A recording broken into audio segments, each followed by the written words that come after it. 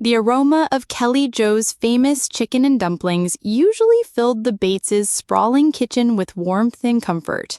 But today, a subtle chill seemed to cling to the air, particularly between two of her daughters. Carlin, radiant in a loose floral dress that barely concealed the gentle curve of her belly, watched Erin across the crowded room. Erin, equally glowing, her own hand resting protectively over her burgeoning bump, was regaling Gil with a detailed account of her latest ultrasound. Carlin sighed, stirring her sweet tea a little too vigorously. It had started subtly, a series of seemingly innocent coincidences that, to Carlin's sensitive, hormone-addled mind, felt like a calculated campaign. First, her quiet joy at her own positive test had been immediately followed by Erin's equally timed, equally joyous announcement. Then Carlin had mentioned her craving for pickles and ice cream, only for Erin to post a photo of herself indulging in the exact same quirky combination an hour later. Now, Erin was discussing nursery themes, a topic Carlin had been secretly mulling over for weeks, planning a big reveal. "She's always got to one-up me," Carlin muttered under her breath to Whitney, who was expertly navigating a toddler around a coffee table. Whitney, ever the peacemaker, offered a sympathetic smile. "Oh, Carlin, I'm sure she doesn't mean anything by it. You know how excited Erin gets." But Carlin wasn't convinced. She remembered the subtle competition over wedding dresses, then baby names for their firstborns, and even who could bake the prettiest birthday cake. This time it felt different, deeper, because it involved their bodies, their babies, their very identities as mothers-to-be.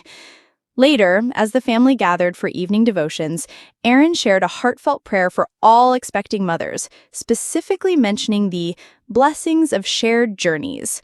Carlin felt a prickle of irritation. Shared journeys? More like a race. The tension finally peaked during dessert. Carlin, reaching for the last slice of apple pie, found Erin's hand already there. Their eyes met, and for a fleeting moment, the usual sisterly warmth was replaced by a flash of something akin to rivalry. "Oh, you take it, Erin.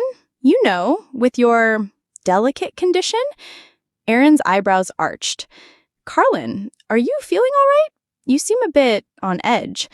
Before the unspoken words could escalate, Kelly Jo, sensing the shift in the room's energy, stepped between them. Girls, plenty of pie for everyone. I'll cut another slice."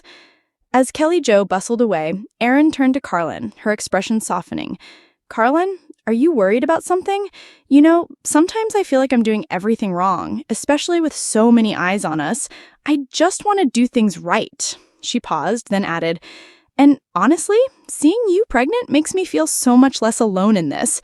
It's nice to have someone going through it at the same time." Carlin looked at her sister, truly looked at her, and saw not a competitor, but a fellow traveler, perhaps just as insecure and overwhelmed as she felt sometimes. The shared journey wasn't a race. It was a parallel path, a comforting presence. A small smile touched Carlin's lips. "Yeah," she admitted. "It is nice. And hey, maybe we can compare notes on those pickle and ice cream cravings." Erin chuckled, and the tension in the kitchen finally dissipated, replaced by the familiar hum of sisterly love, a bond far stronger than any perceived feud. The pie, after all, tasted much sweeter when shared.